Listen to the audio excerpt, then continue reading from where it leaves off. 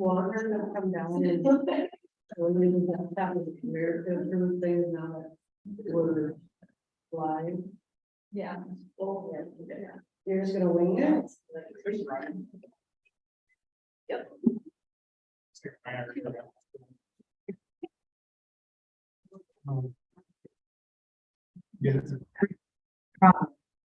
You should have gotten an email. This afternoon. He's coming down to talk back, walking through surgery at Lori and saying that one. And she's in within the 2:15. If you think that you're ready, you're not, you can log in and then she can show you your.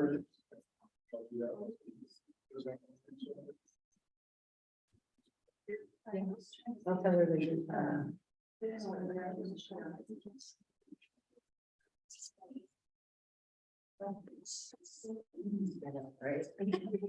I'm trying to see if I can see that screen over there.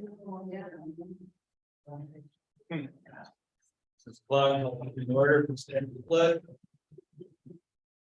Pledge allegiance to the flag of the United States of America. One nation under God, indivisible, with liberty. Roll call, please. Mayor Bauer, Here. Councilmembers Robinson. Here. Bauer, Here. Ludwig, here. All right, with that, we will entertain a motion to approve tonight's agenda. Do we have a vote? I'll make that motion, Mr. Mayor. Motion by Ludwig, do we have a second? I'll second, Mayor. Second by Robinson, all in favor? Aye. Motion carries. With that, we will entertain a motion to approve tonight's consent agenda. If we don't have any questions, do we have any questions? Let's start with that. Nothing?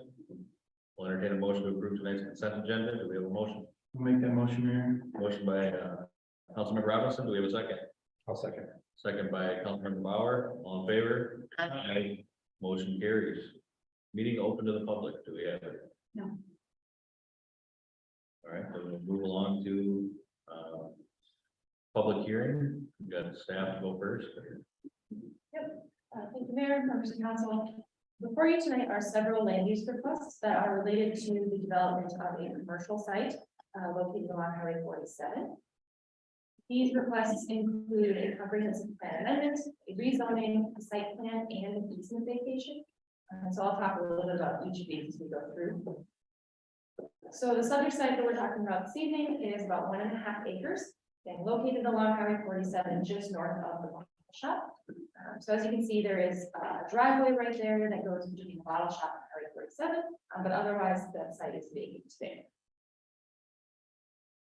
The site is currently guided in a comprehensive plan for business park light industrial use, and its corresponding zoning is business park.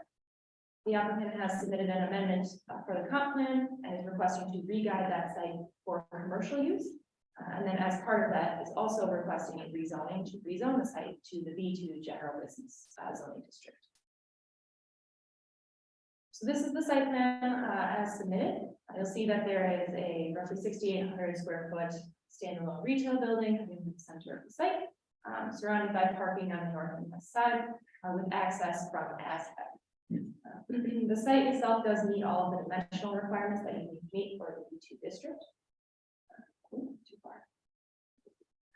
So the easement vacation is the first application that I'll talk about that relates to the site itself. So there is currently an ingress-egress easement that was established in 2016 that's located along the west side of the site. So what that easement really includes is that driveway that goes from Highway 47 all the way down to the bottle shop.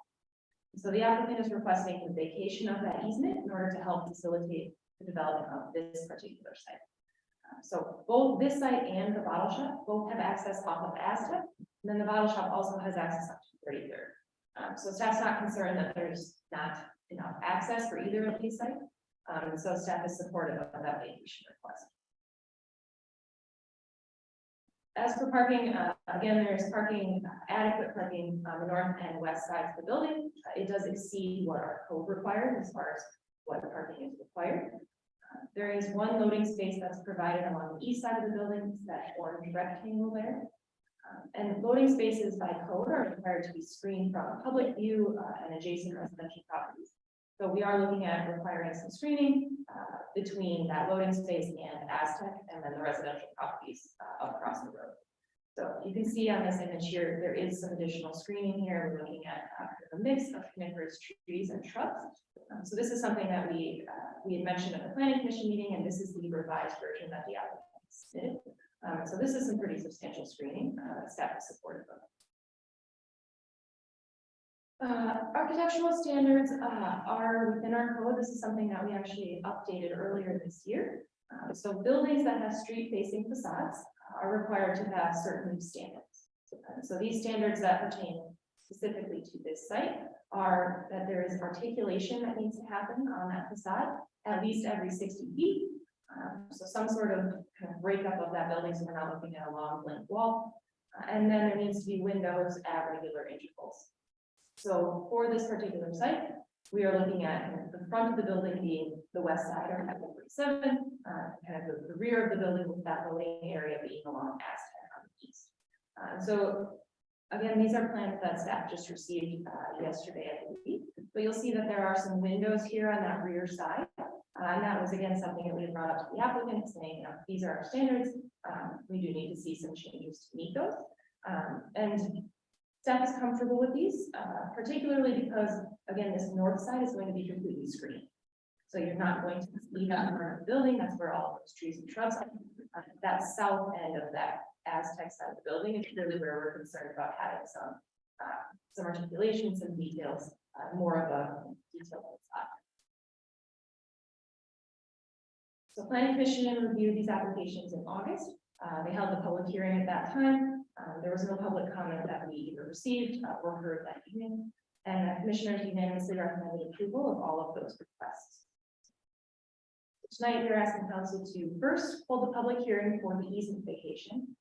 Easement vacations, we do public hearings at council versus planning.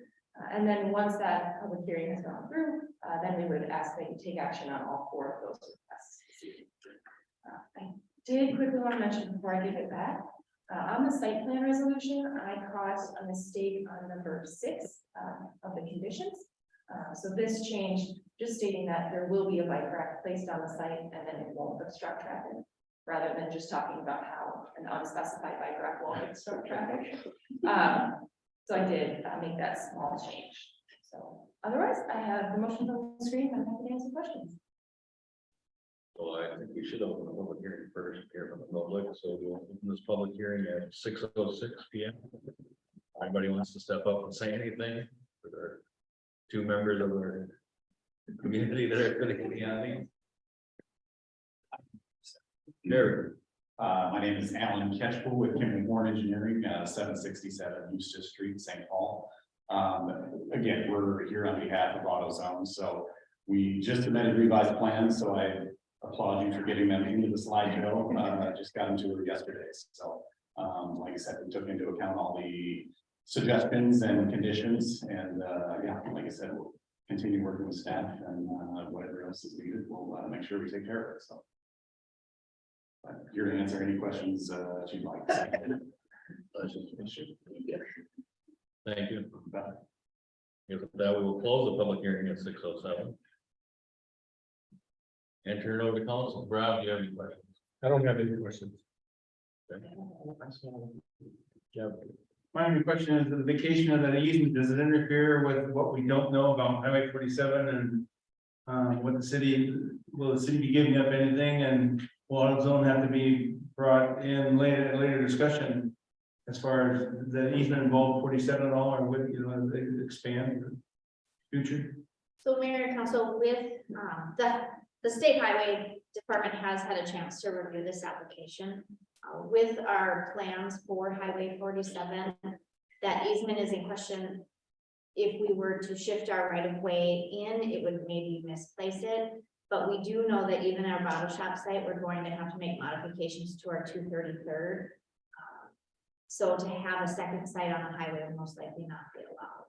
Okay, and AutoZone perfectly aware that the future 47 might change the as far as the space and whatnot available. I think we're still waiting for, I think the city has submitted plans to DOT. Right. We're under the assumption that that driveway is going to get closed off. Right. So that's really what drove this whole easement. Now I'm just wondering about any frontage overall, if the bottle shop, do we have some frontage? Will other businesses along that corridor have to give up the frontage, or will? I think ours is mainly because they want to do because it's so close to the intersection there, right, the entrance. Correct. Mayor and council, so it is possible that if the highway, we may gain right of way, so the properties may get a few feet of property.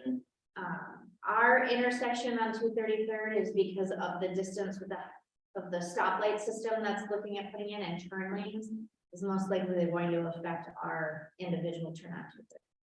Okay, just for the record, I want everybody to know what we don't know, what that we need to know, so that's all I have there, thank you. Yeah, I don't have anything to add. I think, I'm excited to see something new coming into town and filling that space when we do it being vacant for so long, so I'll say that. With that, I guess I will, I close it. We can share.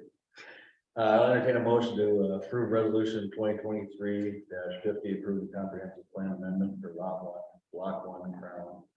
Second edition, the business park for light industrial, commercial, and authorizing submission of the amendment to the Metropolitan Council for review. We have a motion. I'll make that motion. Motion by Councilmember Bauer, do we have a second? Second. Second by Udvig. All in favor? All right, It carries. Next. Entertain a motion to approve the ordinance 322, approving rezoning of lot 1, block 1 Crown, second edition, excuse me, from BPK to Business District 2, first reading. We have a motion. I'll make the motion, Mayor. Motion by Councilmember Robinson. Do we have a second? I'll second. Second by Bauer, and it's ordinance. We'll do a roll call. Councilmembers Robinson, Aye. Udvig. Aye. Bauer, Aye. Mayor Mueller, Aye. Motion carries. Again, that's the first reading, so we will have a second. And now we will entertain a motion for resolution 2023-51, approving the site plan for lot 1, block 1, Crown, second edition. We have a motion. I'll make that motion. Motion by Councilmember Bauer. Do you have a second? I'll second, Mayor. Second by Robinson. All in favor? Aye. Motion carries. Excuse me. And we will entertain a motion for resolution 2023-52, vacating the ingress and egress easement over lot 1, block 1, Crown, second edition. Do we have a motion? Motion by Councilmember Udvig. Do we have a second? I'll second. Second by Bauer. All in favor? Aye. Motion carries. With that, we'll move on to old business. Serenity at Silly Brook rezoning, second reading. Thank you, Mr. Mayor. Mayor and Council, for tonight is the second reading of ordinance 312. This is the ordinance that would rezone the land associated with the Serenity at Sealy Brook development from the A2 district to the rural residential district. The first reading and its associated comp plan amendment were approved back in May. And so we're just continuing on with that process. The preliminary plat was approved at the last meeting, it's early September. And then the Metropolitan Council has now reviewed and approved the comp plan amendment. So this next step is the second reading of the rezoning, and then that project can continue on its way. So suggested motions tonight are in your packet on page 79. They include a motion for approval of the second reading for ordinance 312, as well as the resolution for publication by staff. Do we have any questions, Sarah? I don't have any Rob? I don't have any questions about. Kevin? I have no questions, Mayor. I have no questions either. With that, given this is the second reading, we'll entertain a motion for ordinance 312, approving the rezoning land located north of Bridgestone Road northwest and south of Sealy Brook from the A2 to rural residential, second reading. We have a motion. Make the motion, Mayor. Motion by Councilmember Robinson. Do we have a second? I'll second. Second by Bauer, and it's an ordinance, so we'll do a roll call. Mayor Mueller, Aye. Councilmembers Bauer, Aye. Robinson, Aye. Udvig. Aye. Motion carries. Then we will entertain a resolution 2023-53, authorizing the summary publication of ordinance 312. Second series rezoning land located north of Bridgestone Road, northwest, and south of Sealy Brook, from A2 to rural residential. Do we have a motion? Motion by Councilmember Udvig. Do we have a second? I'll second. Second by Bauer, all in favor? Aye. Motion carries. With that, we'll move on to item B, Turtle Ponds, 6th edition of rezoning, the amendment, second reading. Mayor and Council, this is another second reading, so before you tonight is the second reading of ordinance 321. This would amend the Turtle Run PUD to include the land within the 6th edition of Turtle Ponds. The first reading, the comp plan amendment and the preliminary plat for the 6th edition were all approved in July. Metropolitan Council has now reviewed and approved that comp plan amendment, so now we're ready for that second reading of the amendment. Suggested motions are on page 85 of your packet, and again, we're looking at the ordinance itself and then the resolution for publication by Senate. Thank you. Do we have any questions, Kevin? No, sir, no questions. Rob? No questions. Sarah? No question on it. Again, this is the second reading, something we went through previously, as Beth mentioned. So with that, we will entertain a motion to approve the second reading of ordinance 321, amending the Turtle Run PUD. Do we have a motion? I will make the motion to square. Motion by Councilmember Edvig. Do we have a second? I'll second. Second by Bauer. And that is an ordinance, so we will. Mayor Bauer, Aye. Councilmembers Edvig, Bauer, Aye. Robinson, Aye. Carries. With that, we'll entertain a motion to approve the resolution 2023-54, allowing the publication of ordinance 321 by summary. Do we have a motion? I'll make that motion, Mayor. Motion by Councilmember Robinson. Do we have a second? I'll second. Second by Bauer. All in favor? Aye. Motion carries. With that, we'll move on to new business. Item A, adjust the tax levy for bond indebtedness, resolution 2023-55. Good evening, Mayor and Council. Before you tonight is a resolution to adjust the debt service tax levies. Every time you sell a bond and if it has a tax levy associated with it, the bond provides for that tax levy. They let the county know what those bond levies are. We have in the past tried to equalize the one bond issue so that it's not fluctuating up and down. That's in 2015 streets. And just to note, that one goes off. We have to levy in 25 and then the 26, that one's done, no longer. The next issue is the one to pay for the police public works building. And we write that one down because we do make some transfers from water and sewer. They decided that years ago when they did that bond. And then the one for the new bond for the new building, I just don't work in the cents, so I brought it to the nearest dollar. I don't know why they put cents. So this is just letting the county know that what in the actual bond records, we are going to change it a little bit. So if there's any questions, I can certainly try and answer them. Questions, right? I got my answers questions a little bit earlier. Does this going to 327, the biggest one? That's from 2017. Does that affect how much we pay monthly? From the levy or from the budget? Going from 488 to 227? Is there a big? Well, I mean, we've been doing that forever. So we've been transferring that money since the inception of that bond. So it's just lowered what we have to levy. Okay. And so there's some of that bond is being paid by the water and sewer residents, or users. Thank you. Mhm. Yeah. I don't have a question. Yeah. I have no additional questions, Mayor. All right, with that, we will entertain a motion to approve resolution 2023-55, adjusting the debt service tax levy for 2020. Motion I'll make that motion, Mayor. by Robinson, one second again, second by Bauer. All in favor? Aye. Motion carries. Item B is resolution providing preliminary approval of proposed 2024 tax levy, setting the budget, public hearing. Mayor and Council, the second resolution before you tonight is setting the preliminary levy. Once this is set, council cannot raise it come December. There's certain things like if you would issue another bond or something like that, then you could raise it. but very specific reasons of how you can raise it. Now, this levy does provide for, as we had at the work sessions, that shared new person for the admin and fire. It also sets $350,000 for parks.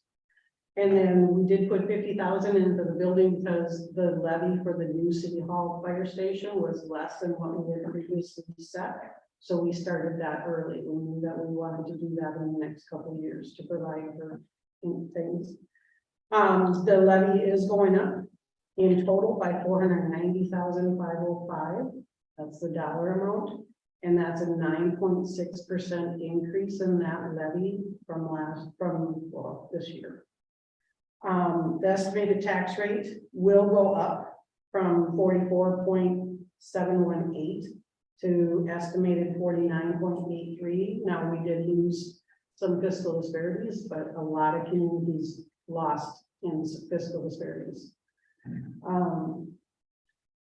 I did go through the agenda report and I gave you what it estimated on a property value, the difference if the value stayed the same. And then I pulled 4 examples. I looked at houses in town and tried to get different values, and most of them were going up in value. I saw one dropped in value, so I put those in there to show what those changes in values would also mean to the property taxes. So if you have any questions, I certainly can try and answer. Questions, Kevin? Not really. We didn't anguish over this for the last year. We worked really hard on these items. I mean, we broke things down during a lot of work sessions. We took bits and pieces and, if not now, then it's really asked about, we tried to address deficiencies that the cities talked about. Parks and recreation and was one of the bigger ones. Again, we've got a community that's growing and bustling behind the scenes. A lot of younger families coming in. There's some vacant properties around within neighborhoods that have been, that vacant properties meaning that parkland that's just sitting dormant. We're not doing anything. So we've tried to be really prudent about what we want to do. The City Hall Fire Station was a must, as we dissected this pretty heavily. Originally, when we started out, we were about 19%. Now we're about 9%. We tried to level things out a little bit, take a little smaller bites, but yet show progress and show some earnest to the people who put us here in office. So I think we've done a good job. Nobody likes to see increases. And again, when's the right time to ever do it? We can stay dormant and we can still have, some, which really look like blighted areas in town that had park and some amusement for kids and families. Now it has none because some of it's dilapidated so bad that we pulled it off site and now it's vacant land again with dandelions and gophers. So it's not painless, but there's some things that have to be done, and we were put here by the people to do that kind of work. So I don't feel bad at this juncture. I think we've done some prudent work. Thank you. Sarah? Yeah, I agree. We spent a lot of time on this in work session discussing staff, and we got it down to what we were more comfortable with. I don't think any of us really like having to increase that tax levy, but it's for services that are necessary for our residents. And having said it, we were put here to make these decisions, and I'm too uncomfortable. Rob? I don't really like, for the last 6 or 7 years that our taxes have been going up. But now, being on the council, I understand, where the dollars are spent. I'm okay with setting the levy at this point. I believe that there are some tweaks that still can be done to save money. I don't agree 100% with, we can have as many employees as we want, but our tax base has to be able to support that. So I think there's some work that still needs to be done with the levy. So I'm okay setting it here, but hopes that we can make some more adjustments. So just to kind of piggyback on what Rob said too, is basically what we do is we set the levy. This is a preliminary levy, kind of like what Darcy was mentioning too, is we cannot go higher typically. We're not going to pull a bond this year, another one, so we're not sure about that. But what you can do is lower it, come the actual tax date at the end of the year to make sure that get it to where it need to be. So this is kind of a preliminary. Yes, we can still do some work and figure out where the actual number is gonna be and go down. We can go up with it after that, so. We go through this every year. The tax rate and the tax percentage are different, very confusing. Darcy's very good about explaining that to us every year, just for the public. Try to get out there for everybody to understand it. It is very confusing. Your tax rate might go down, but our revenue might go up, and that has to do with growth, things like that. So, just to put that out there. So with that, we will entertain a motion, to approve resolution providing preliminary approval of the proposed 2024 tax levy, the second budget at the public hearing date. Do we have a date? Yes. December 4th at 6 p.m. December 4th. The first meeting in December. So the first meeting in December will be that date. With that, I'll entertain a motion to approve resolution 2023-56. Providing preliminary approval of proposed levy and date. Do we have a motion? I'll make that motion. Motion by Councilmember Bauer. Do we have a second? Second by Edvig. All in favor? Aye. Motion carried. We'll move on to item C, the Delwood River Park Riverbank Stabilization Project. Mr. Mayor, members of the council, bids were received for the Delwood River Park Riverbank Stabilization Project on August 29th. A total of 8 bids were opened, with bituminous roadways having the lowest base bid at $134,310.60.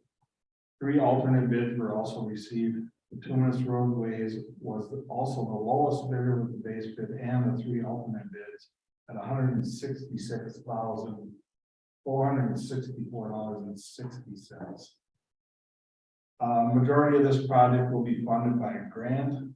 City's cost share for this project is 15% of the construction total, or $24,969.69, which is the current amount due to the Anoka Conservation District. The only element remaining for the bank project is the match for the cedar stabilization work. Conservation District is currently working on sourcing installation labor for this part of the project. It is anticipated that this match work will be $3,000 or less. It is also anticipated that approximately 250 feet of the existing trail will need to be overlaid after the project is complete. Staff has requested a quote from the contractor doing the work for this work, and it will be presented at the October 2nd council meeting. With that, I'll stand questions. Bravo, sir. When I read this, I had sticker shock. We had talked about $66,000 for this bank stabilization. And then when I read a bid of $166,000, I was like immediately no. The explanation on where the fund's coming from and how it's getting paid makes me feel a lot better. Let the river go where the river may want, was my first concept. But I'm okay with this. It looks really good. The pictures, maybe we have to bring our path a little bit further away, just so this may not happen, in the future. You never can tell how high the rivers are gonna get and, affect our work now in 20 years. So I'm interested in seeing what the bid will be to kind of shore up the path and stuff, so. But this part I'm okay with. There. Yeah, I agree. I looked at the numbers at first too, and I was, what?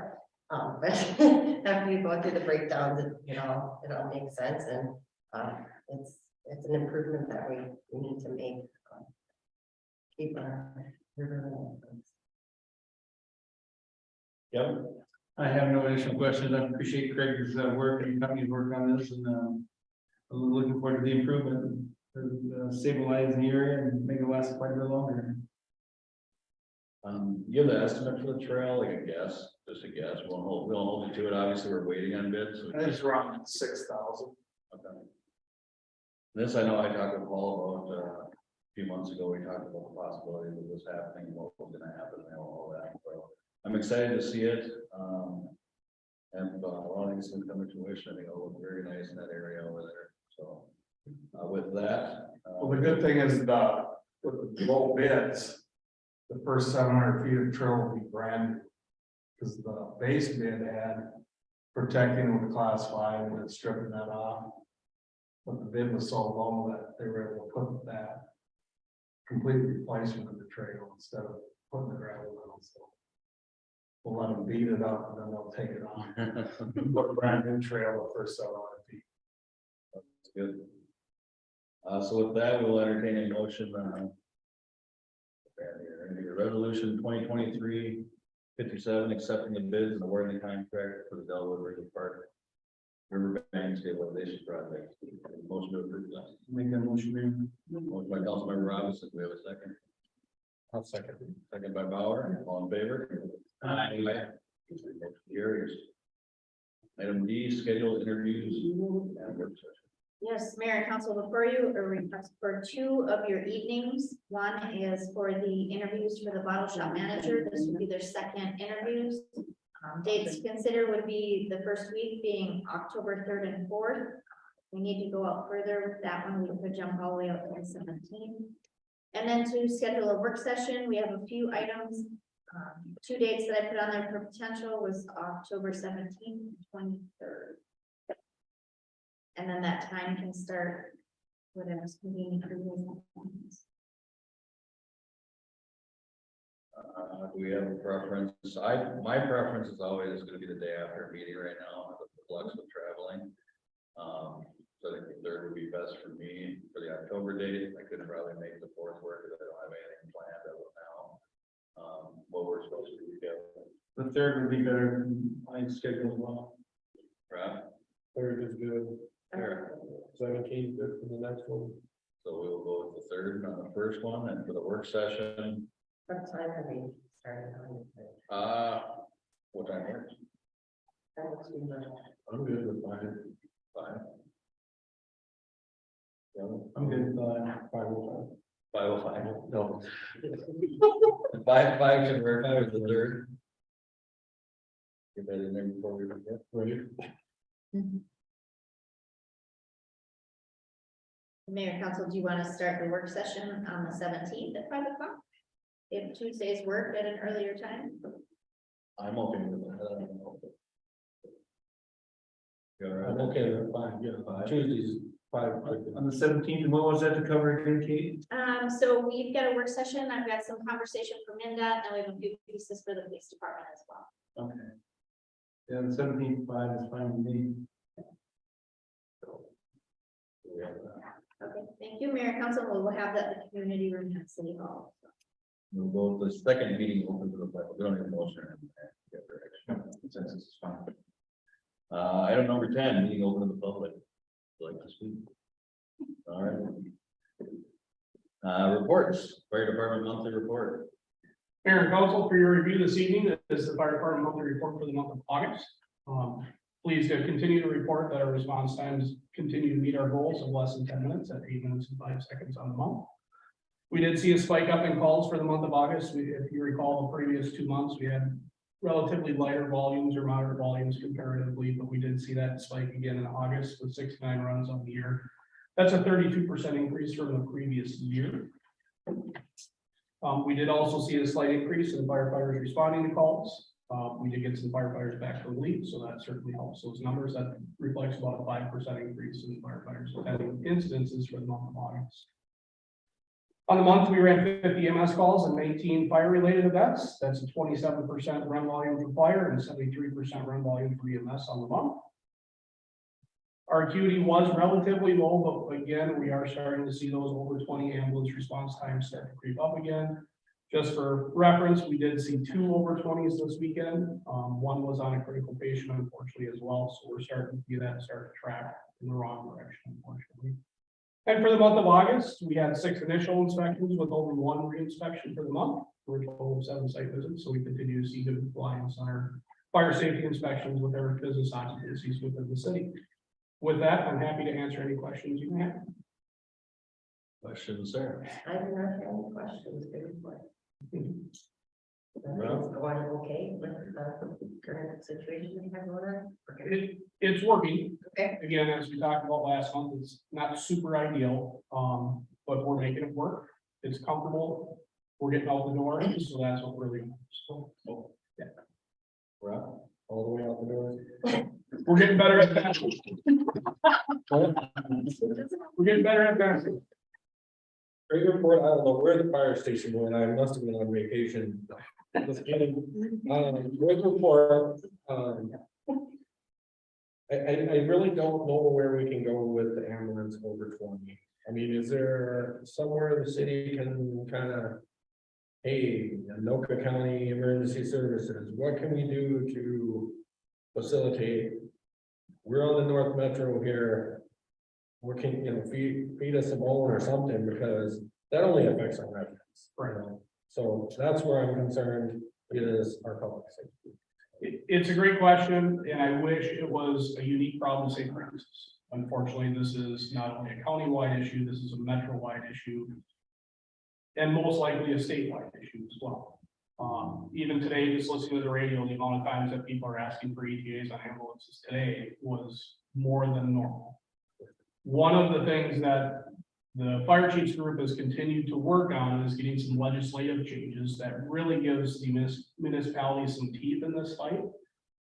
The Chiefs Conference is coming up again this year in October. I'll be attending the legislative priority session, and I believe that's going to be number one at the top of the list again this year for the upcoming legislative session. Is communities are quite literally screaming for help from their private ambulance company partners. Assistant Chief Lawrence will tell you, he emailed me again last week, they had a 2-hour wait time in St. Louis Park. So this just isn't the St. Francis problem. I think until we get some substantial legislative changes, I don't know that there's much that we can do. We can ask, which we have, we can advocate, which we have. At the end of the day, they're providing coverage to a much greater service area than we do. So, and if you guys see what we're seeing in the job market right now, it's pretty cutthroat. People are jumping ship everywhere, so Yeah. that's a reality that we're all facing, unfortunately. I'll be Kevin to the punch, Bethel, now then, update. Yep. Gotcha. I actually spent about an hour and a half with Councilmember Ron.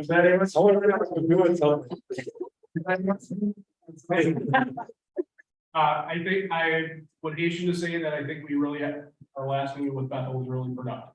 I think we finally have a proposal that really has some teeth. I think Bethel has finally come to a point where they're comfortable moving forward. So we had to make one change to the proposal, just stratifying some of the fees throughout the first 3 years of the contract, but I think we're in a really good spot compared to where we had been from previous meetings. So I would anticipate a lot more information coming from the Bethel perspective. We are working on a contract extension with Nowland right now. We have to work through some components of that, depending on which way they want to go with their administrative services for the future, but it does appear that we're on track for another contract. Thank you. You're welcome. No questions, really. I did stick my head in the door of the new place, on Saturday during recycle day, and you're right, it's cozy. It's And cozy. They were grinning with, anticipation that it's gonna work out. They're making do with what they have. I mean, we could be in a Quonset building somewhere where the salt bins could be empty and the trucks should be in the Quonset right now, and they're not, so. They've got their game faces on, and they're gonna do what they can do, so. Other than that, good report, that's all I got. Good report.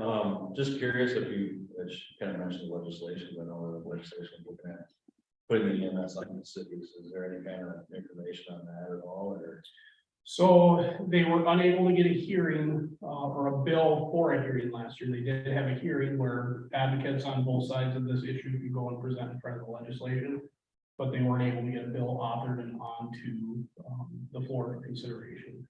I believe this year that's going to be the focus through MinFac, which is our Chiefs Association, is to get a lobbyist to actually craft some legislation. The biggest pushback is we may find a solution that works really well for the 7 county metro area and really have a negative consequence to outstate Minnesota. So we want to make sure that whatever we decide or however this language gets crafted, that we're not solving a metro problem and creating a rural problem, or solving a rural problem and creating bigger issues in the metro. So it's a really delicate balance. We have some advantages, obviously, being in the 7-county metro area.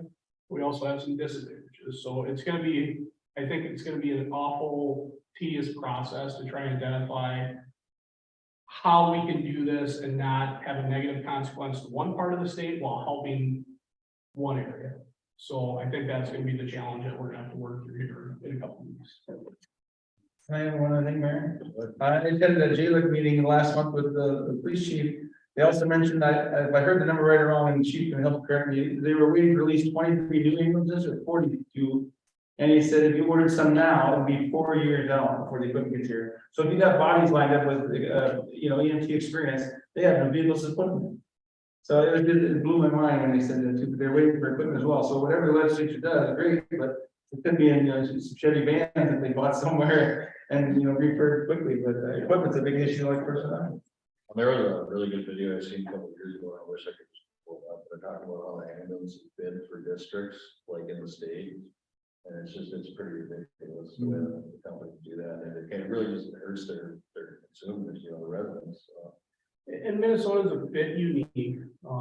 Once a PSA is acquired, to pull it away is nearly impossible. The other unique aspect of it is to acquire a PSA, whether through sale or transfer, you have to meet a number of criteria and standards. But once you own the PSA, you're no longer held to the standards. Right. So that becomes very frustrating. Move it right. Council member reports, start with Kevin. I met with the fire chief earlier in the week and got caught up to speed on Bethel and now then. Recycle day, I volunteered over there and helped Tom and Mike. Spent 4 hours there. They had 105 people. Tom likes to see his goal is like 25 people an hour and he hit that. It was about 105 plus. A lot of tires, some treadmills, the usual grills, and some rescue stuff along with some cardboard. The Boy Scouts helped out also, so it's a community helping our community. That was really nice to see. I think there was 5 individuals over there, including a supervisor. And then the oil bin got to be used as well. They were happy to see the people responding to that. A lot of people dumping their waste oil in a brand new receptacle that Tom allocated through some funds and whatnot. So other than that, that's all I was up to. I really don't have anything to report. I'll just state to the residents, we'll be setting the final levy, we'll have a public hearing. So if you have any questions, any financial heartbreak about where the levy's at, where the money is being spent, come to the meetings. And also the school is having a referendum on November the 7th. And if you're concerned about where your school funds taxes are going, please get out and vote. Thank you. Sarah? I don't have anything to report, and I'm going to piggyback on the school thing and just say that, I know that the superintendent is going around, presenting this to different groups, so it is a good opportunity for our community to get out and to hear if they want to hear firsthand. They also do have it on their school website. This presentation that the school board meeting is on there, so that does have some information. People are looking for that, and hopefully you are. Thank you. I did attend a meeting with Bethel previously, talking about fire department stuff. Other than that, I don't have a lot to report. We will have interviews tomorrow evening for the open council member seat. So I look forward to being there and doing that. And coming back to full strength for the full council. So get into budget discussions and whatnot with that with the full council. So with that, I will entertain a motion to adjourn. Motion by Councilmember Bauer, do a second. A second here. Second by Robinson, all in favor? Aye. Motion adjourned at 6:40. 6:40.